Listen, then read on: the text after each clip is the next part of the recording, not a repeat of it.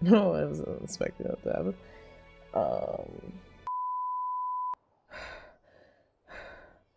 Oh, hey, I didn't see you there. I'm glad you caught me when you did. Just finished watching episodes 4 through 6.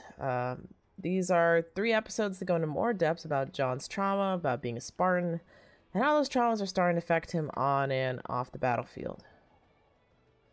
Let's start with episode 4, Homecoming. We start with the flashback of John trying to run away from the UNSC. Halsey goes to talk to him about it, and he says, "I want to go home to see Mom and Dad." And Halsey says, "No, you don't. You want to save the universe." John quickly gets over the urge to run and continues training. We flash to Quan and Soren, who have arrived on Madrigal. I don't know if it's because Quan's back in Madrigal now, but she starts acting like an entitled brat to Soren. Quan gets some information from an old friend that her father's memorial is happening tonight, and one of his own generals, Agatha, will be there. So Quan and Soren get there in the middle of the ceremony, and Quan immediately starts badgering Agatha. If she really loved her father so much, why didn't she at least wait for the service to be over before bothering people like a normal person? She literally yells at Agatha, calls her a traitor in front of everyone, and then security shows up. We also flash to Kion Reach, who is also standing in the bathroom naked to dig out her pellet. Why did I think it's okay to do that in the middle of the room? Kai then proceeds to rub red gun grease in her hair because she's different now. I get that's why the writers made the decision, but that's absolutely how it feels. Like, she literally has done nothing after removing the pellet, and then randomly decides to dye 2 pieces of her hair. And then she hates it later. I think this scene could have been infinitely better if she went to battle first and then dyed her hair. After Kai's beauty tutorial, Miranda calls all the Spartans in to do tests with the artifact to see what makes Chief special. She calls Kai in last and asks her to take off her helmet, and then goes, "Did you do that to yourself?" Which is low-key hilarious. Kai says yes to Miranda's surprise because she doesn't really see Spartans as people, which Kai calls her out on, which I liked. This is the kind of character arc that I think works in the show. We get to the real meat of the episode on Arenas 2, where, and I'm not kidding, John puts on his helmet to drive the Warthog and then takes it off in under a minute. What was even the point? Anyway, after digging up a time capsule of his old drawings, Halsey and Aiden, the creepy assistant, Chief goes into his childhood home where he asks Cortana to recreate what the house looked like 18 years ago. Halsey knows this is going to trigger a memory for him, so she suggests they get back to the ship, but Chief ignores her. And just like magic, John starts to remember things on his own and sees the location of the big artifact and Halsey talking to him as a child. We cut back to Miranda, who's looking at the data from the Silvertine test when Kai picks up a needler that was laying around. Kai asks Riz what the Covenant called a weapon again, and Miranda says, "Wait, y'all know Sangheili?" And they're like, "Yeah, a little." And then Miranda says, "Of course you do. You all spend so much time with them. I should have reached out to you guys sooner." And then I roll my eyes and shake my head. The fact that the thought never crossed her mind is kind of crazy to me, but I let it go because the needler was freaking dope.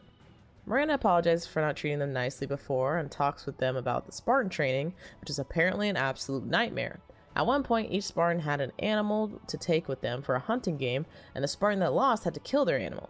Vanek never lost the game, so Halsey killed his animal for him, because Spartans should only be bonded to each other. Miranda is disturbed by the story and by her mother's behavior, adding to the really fun information we learned about Halsey. Seriously though, whether she's on the screen or being spoken about, she is a consistent character that is always looking out for her end goal and no one else's. Kai's part of the episode ends with her helping Miranda learn more Sangheili, which is very sweet, and I like the scene, but Kai literally told Miranda this episode that Riz was the linguistics expert.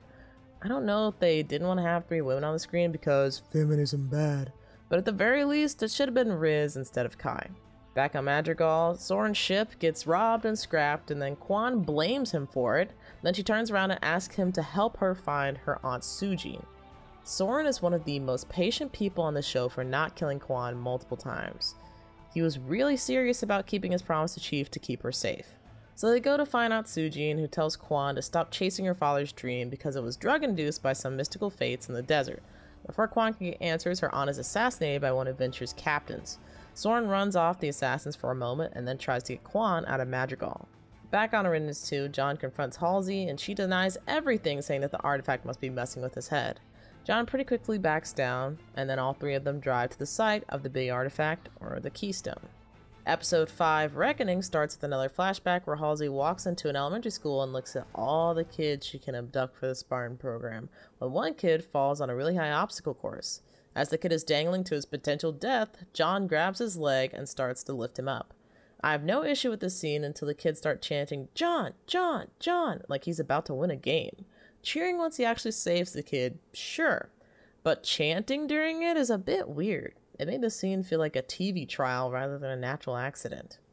We come back to the present where Quan and Soren are stuck in the middle of a desert. Quan is being a jerk even though Soren saved her life and blaming Soren for everything that's happened so far.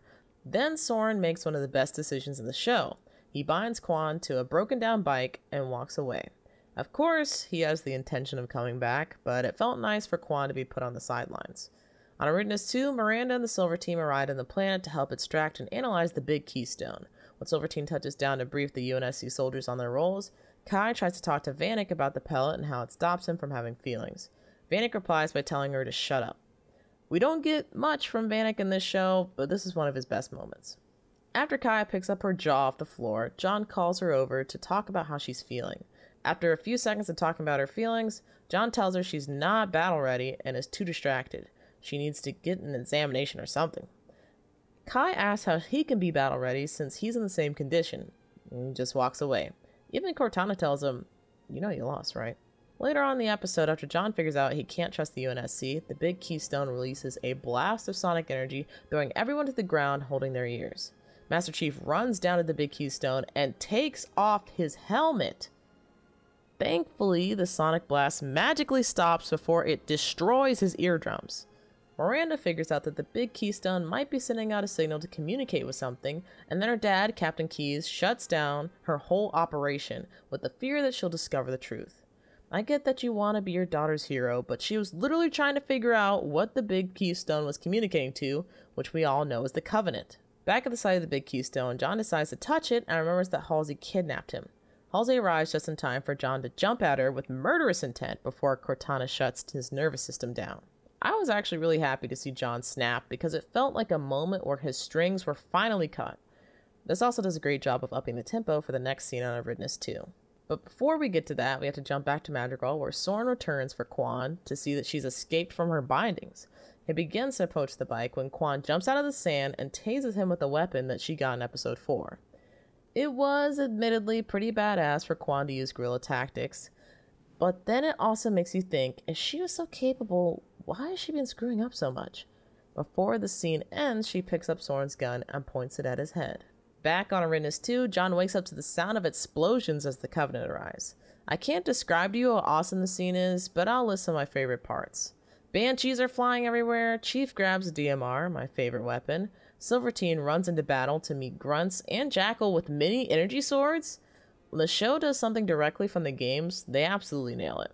Surprisingly, Halsey goes to save Miranda from the battle instead of the big Keystone, and of course they had to make Chief correct by making Kai distracted during battle. She gets blown away by a plasma grenade and stays down. Chief sees that Kai's in trouble and goes for her instead of the objective, the big Keystone. He jumps off a cliff, hijacking a Banshee, and takes down a dropship. When Chief lands and starts running to Kai, he sees an elite kicking her over and over instead of just killing her for some reason. So Chief bashes his brains in but misses his chance to secure the Keystone. Just as the Covenant is escaping with it, a pod drops down delivering Mackie. Time for round 2 of Fake My Innocence. Chief points his gun at her while also taking off his helmet because there is absolutely no way she could have a gun, right? Which closes out the episode. The beginning and end of this episode were okay, but the middle was absolutely the most thrilling part of the series to that point. Like I said, when they adapt things from the games, like combat, they knock it out of the park. You guys already know that Solus starts with a flashback. It wasn't that impactful though, so we'll skip it. In the present, Mackie is on the ship with Chief heading to Reach. After landing, Halsey goes to her lab to grab something, and John takes advantage of a flaw in the lab's system to lock Halsey in before flooding it with radiation. Halsey starts screaming and pleading with John to open the door. Even Cortana pops in to ask John to do the same. He tells Cortana to just take over his body and make him do it. Cortana says she can't, which is a huge gamble.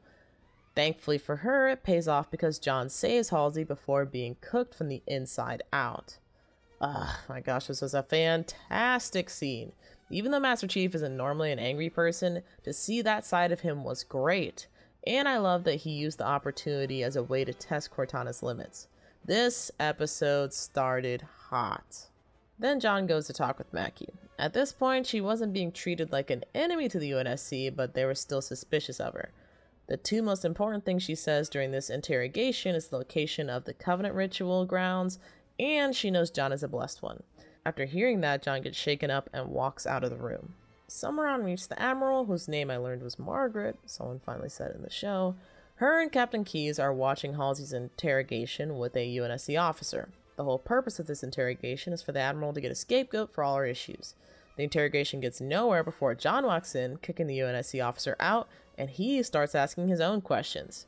This felt a little weird for him to suddenly be here, but I wanted answers too, so I'll roll with it.